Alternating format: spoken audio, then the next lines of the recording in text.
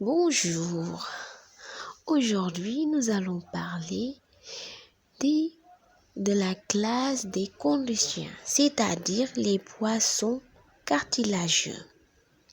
Ils sont apparus au Dévonien et dériveraient des placodermes.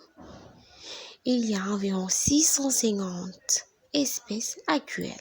Ce sont des poissons à squelette interne, cartilagineux, sans zone d'ossification, même localisée, mais pouvant être plus ou moins imprégnés de calcaire. Les principaux caractères. Nous avons un tégument avec des écailles placoïdes, le squelette cartilagineux, avec un neuroprend d'une seule pièce, sans suture apparente. La mandibule est constituée par le cartilage de Meckel qui porte les dents. La corde dorsale est persistante. Les nageoires sont paires et toujours présentes. Le système nerveux. Le télencéphale et les lobes olfactifs sont très développés et on a un chasma optique. Les organes de sens.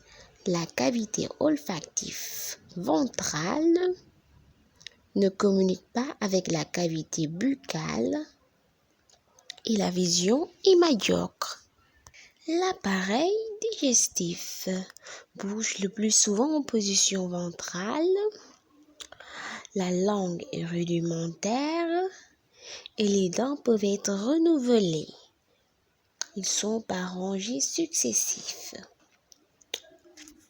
Le foie est volumineux et on note une absence de vessie gazeux. L'appareil respiratoire, uniquement branchial, présente au nœud d'un évent, qui est un spiracle, situé entre l'arc mandibulaire et l'arc iodien.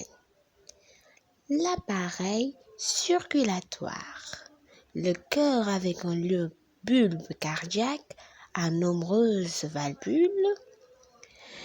On note une présence de veines abdominales latérales qui ramènent au cœur le sang superficiel de la partie postérieure du corps. Et le milieu intérieur est riche en urée, ce qui permet à l'animal de ne pas perdre beaucoup d'eau. L'appareil urogénital. Le pronéphron est non fonctionnel chez l'embryon. Chez les mâles, le canal de Wolff sert surtout de sperméduc. Chez les femelles, souvent atrophie d'un ovaire et parfois du canal de Müller correspondant. Le cloaque est rudimentaire ou absent. La fécondation est interne. Et l'organe copulateur du mâle est constitué de 2 périgotes. Et nous avons 2 types de développement embryonnaire, oviparité et viviparité qui peut être aplacentaire ou placentaire. Enfin, la classification. Les chondrichiens ont 2 sous-classes principales. La sous-classe des sélaciens ou élasmobranches et la sous-classe des brachiodontes. En premier lieu, nous allons parler de la sous-classe des sélaciens. Les sélaciens ont 5 à 7 fentes branchiales, s'ouvrant directement dans le milieu extérieur. La peau est armée de denticules placoïdes, abondants et diversement disposés. La mâchoire à suspension diastolique ou amphistylique, les dents buccales en poignard pour les requins ou en pavé pour les raies, soumises au renouvellement en rangées successives. Et on note une présence de cloaque. Les sélaciens comportent 2 superordres. Le superordre des protosélaciens, qui sont des fossiles du Dévonien au Jurassique.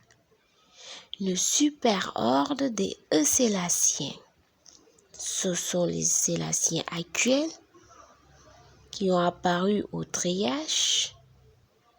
De nombreux genres actuels étaient présents au Crétacé et la plupart à l'Éocène.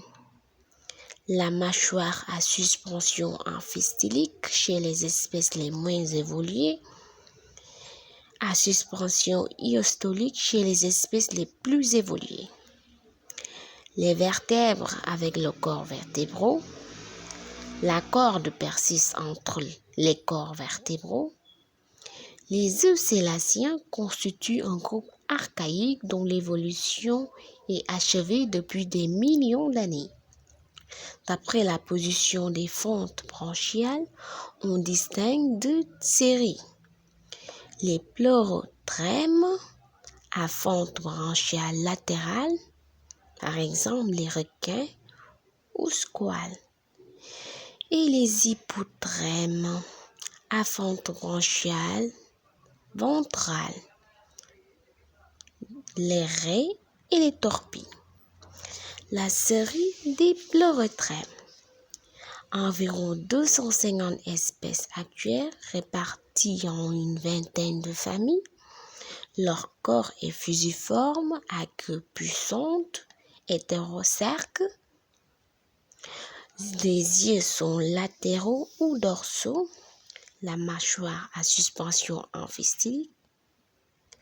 Les fentes branchiales sont latérales, généralement situées en avant des nageoires pectorales. La ceinture spaculaire indépendante de la colonne vertébrale. Et ils vivent en mer.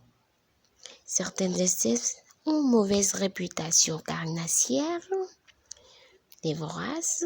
Quelques-unes s'attaquent à l'homme. Exemple, le requin blanc, Carcharodonte carcharias. Par contre, de nombreuses autres espèces se nourrissent de crustacés, de mollusques ou de plancton et sont inoffensifs pour l'homme malgré leur grande taille. Exemple, le requin pèlerin. La série des hypotrèmes. Environ 350 espèces. Leur corps est aplati dorso-ventralement, à queue fine. Les yeux sont dorsaux. La mâchoire à suspension iostolique. Les fentes branchiales s'ouvrent sur la face ventrale. Les nageoires pectorales sont très développées.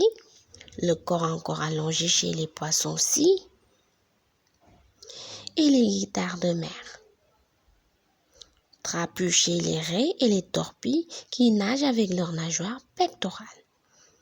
Ils vivent en mer, cependant, certaines espèces peuvent pénétrer dans les estuaires.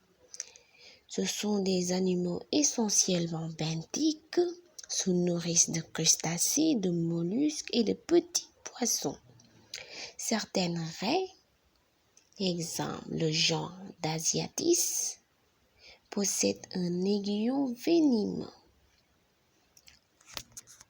Par contre, les torpilles possèdent des organes électriques dorsaux situés au niveau des nageoires pectorales, dont les décharges électriques peuvent entraîner une paralysie de leur proie.